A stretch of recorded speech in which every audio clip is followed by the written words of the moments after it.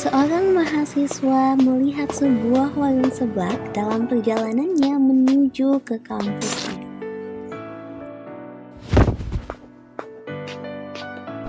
Di dalam warung seblak terdapat pemilik dan karyawannya yang terus sibuk karena pembeli yang tak kunjung berhenti. Mahasiswa itu pun memutuskan untuk membeli seblak karena dia belum sarapan juga dari rumah. Makan apa ya? Seblak enak kayaknya. Setelah memilih dan memilah, akhirnya ia pun memutuskan untuk membeli seblak. Ia berjalan ke warung seblak BDR.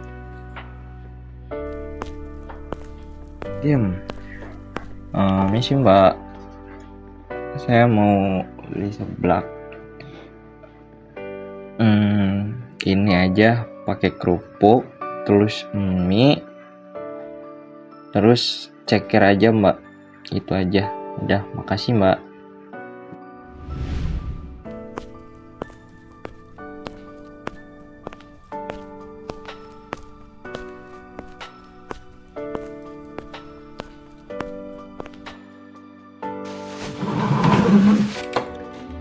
Apakah worth it 50.000 buat satu paket seblak? Lumayan lama juga ya. Lama banget. Boy, dapur buruan. Woi, buruan masaknya, boy.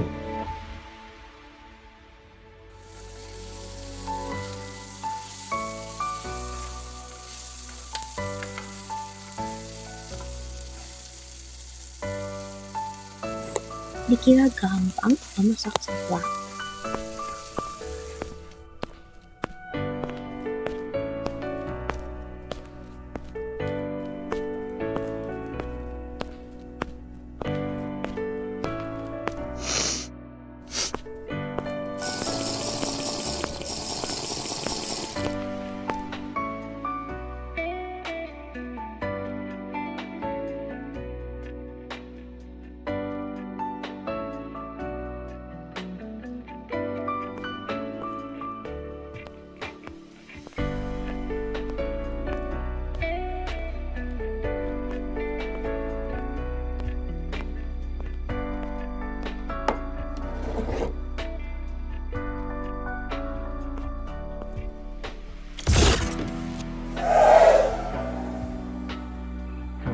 Untung belum ada matkul.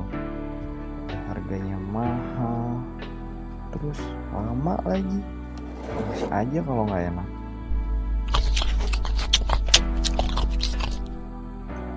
Beh, apaan nih? Kerupuknya masih keras. Gimana sih yang masaknya? Kirain bakal enak sama pelayanannya. Udah harganya mahal, terus gak enak seblaknya. Gak sesuai ekspektasi banget. Pemilik warung seblak BDR pergi ke pasar setiap harinya untuk membeli stok bahan di warungnya. Mulai dari frozen food dan bahan makanan lainnya untuk bahan seblaknya.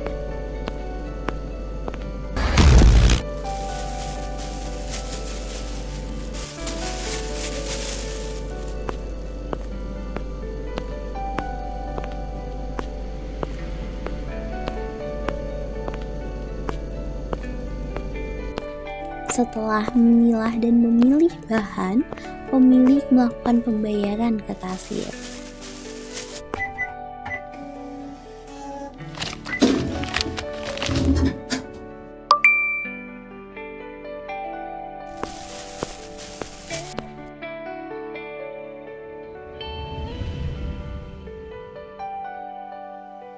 Sekembalinya ia ke warung seblak, ia mulai menyiapkan bahan yang sudah dibelinya tadi. Sekembalinya ia ke warung seblak, ia mulai menyiapkan bahan yang sudah dibelinya tadi. Mulai dari menghitung stok untuk dijual, hingga meletakkan bahan-bahan tadi ke dalam freezer untuk stok beberapa waktu ke depan.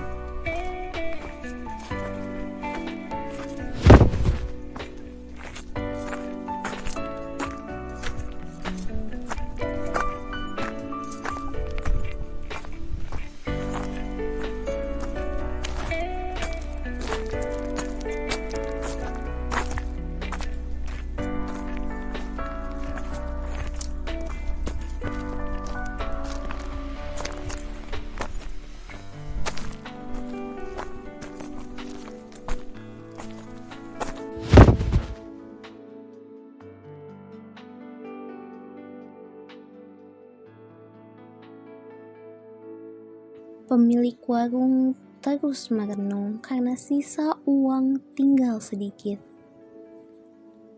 Namun mau tidak mau, warung harus tetap dibuka demi mencari penghasilan.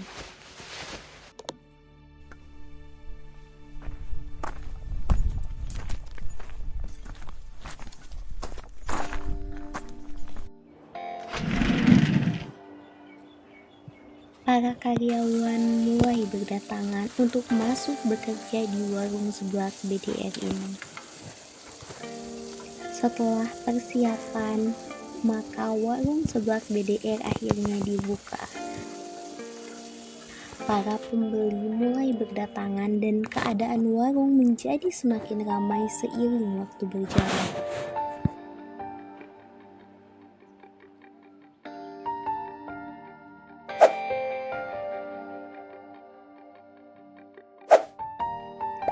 Totalnya 167.000 kakak, boleh pembayarannya mau kris atau tunai? Kok mahal banget sih, masa harganya sampai 167.000?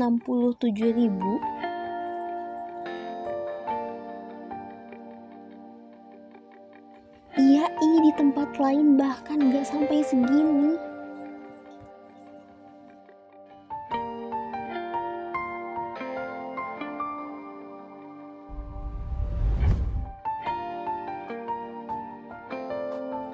Padahal kan semuanya sudah saya hitung.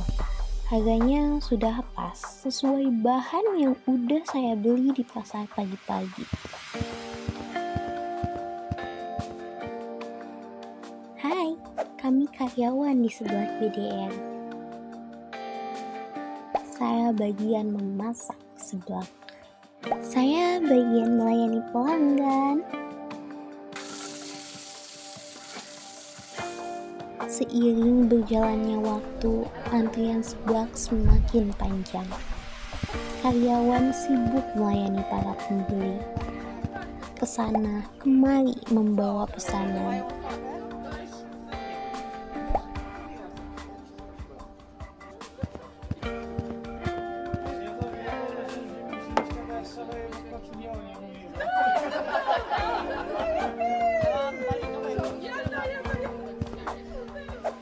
Kak, kok lama? Kok apaan nih? Kak, punya saya, dari Kak, tadi udah nungguin loh.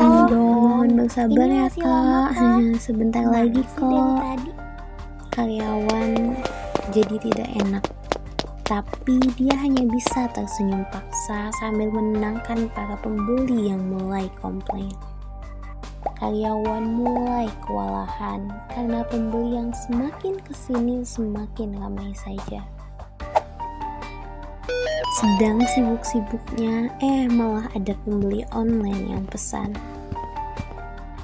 Karyawan mulai gelisah karena harus mengantarkan pesanan online. Padahal warung juga sedang ramai dan butuh karyawan. Duh, harus nganterin pesanan juga nih. Duh, harus cepet, gimana ya?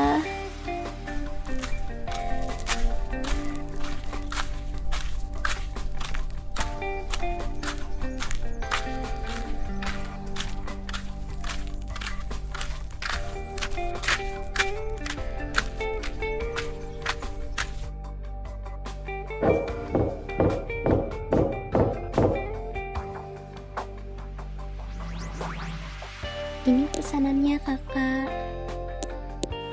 Loh, kok ini sih? Kan saya pesennya pakai 3. Tapi di chatnya Kakak pesan paket 2, Kak.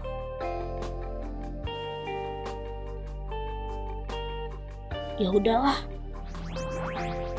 Ternyata pembeli typo mengetik pesanannya yang harusnya pesan paket 3 malah jadi paket 2. Pembeli sendiri yang salah tapi malah marahin dia. Kak, kemana aja sih? Pantesan lama. Karyawan berusaha menjelaskan pelan-pelan kemana saja dia dari tadi. Ia meminta Sabar. Udah pembeli lama untuk loh, sabar yang masaknya terlebih doang dahulu. yang ada. Iya Kak, maaf ya, sebentar lagi selesai kok. Dasar sabaran, kelihat apa yang kerjanya cuma 2 orang, marah-marah aja.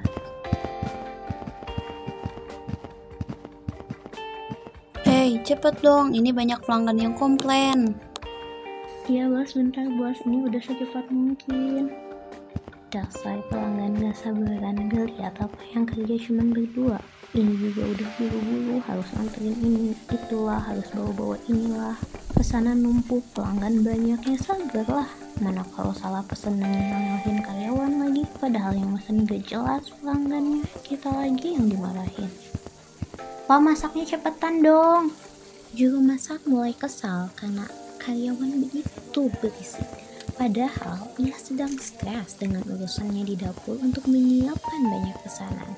Karena itu ia mulai melampiaskan kekesalannya dengan menaruh mangkok seblak secara kasar kepada karyawan tersebut.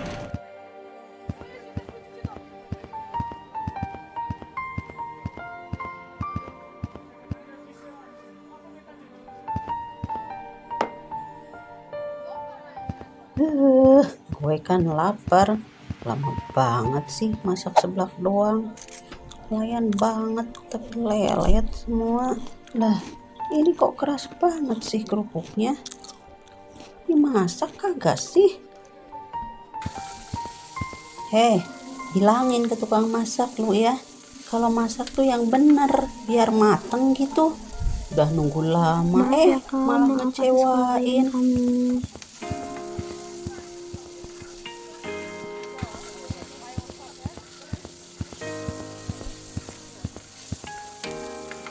Mas, banyak banget pelanggan yang komplain, banyak yang bilang gak mateng, dan mereka pada minta ganti rugi.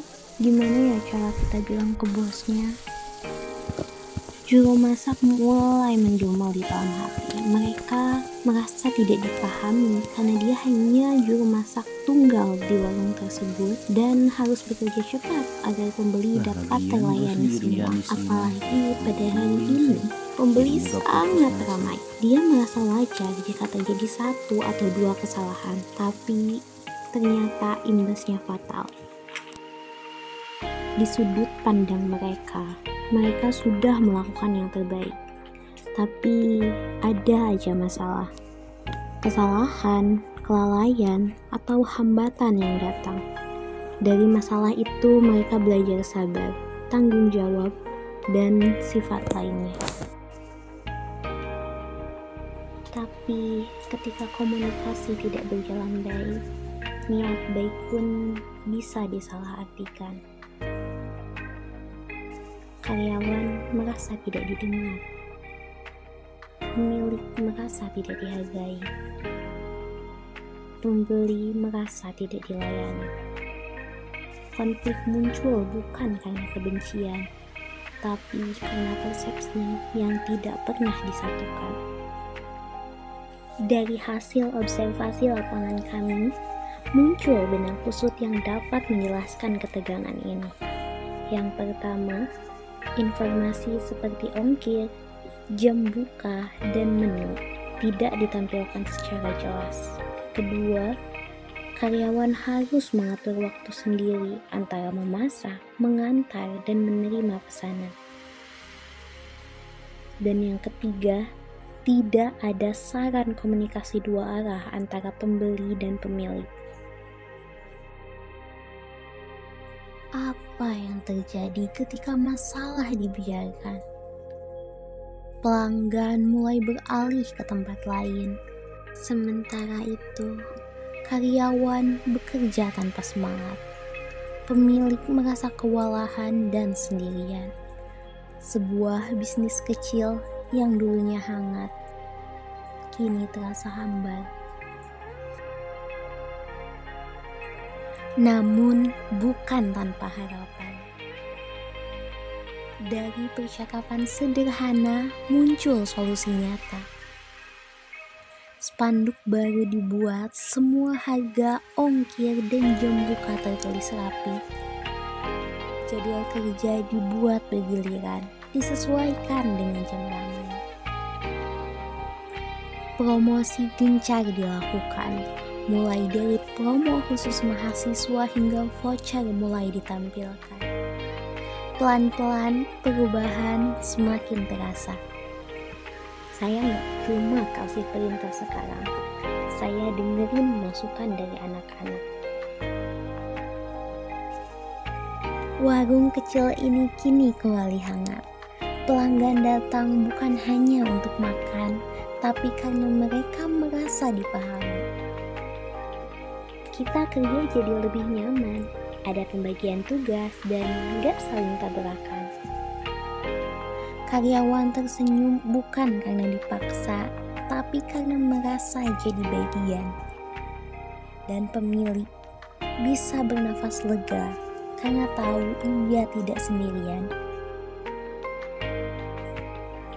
Sekarang info jelas, kalau ada keluhan bisa ditulis juga. Rasanya mungkin kita lebih dihargain. Semua berasal dari satu hal, yaitu mendengar. Ketika komunikasi dibuka, kepercayaan kembali hadir. Kini, warung kecil ini kembali hangat. Pelanggan datang bukan hanya untuk makan, tapi karena mereka merasa dipahami. Karyawan tersenyum bukan karena dipaksa, tapi karena merasa jadi bagian. Dan pemilik bisa bernafas lega karena tahu ia tidak sendirian. Semua berawal dari satu hal, mendengarkan. Di balik sibuknya dapur dan ramainya pelanggan, mereka belajar sesuatu. Sabar, tanggung jawab, dan kerja keras. Semua orang punya beban, tapi bagaimana kita bisa menghadapinya? Itulah yang membuat kita lebih kuat. Perbedaan pandangan bukanlah hambatan. Ia adalah peluang untuk saling belajar. Warung BDR menjadi contoh bahwa komunikasi adalah bahan utama dalam resep kesuksesan.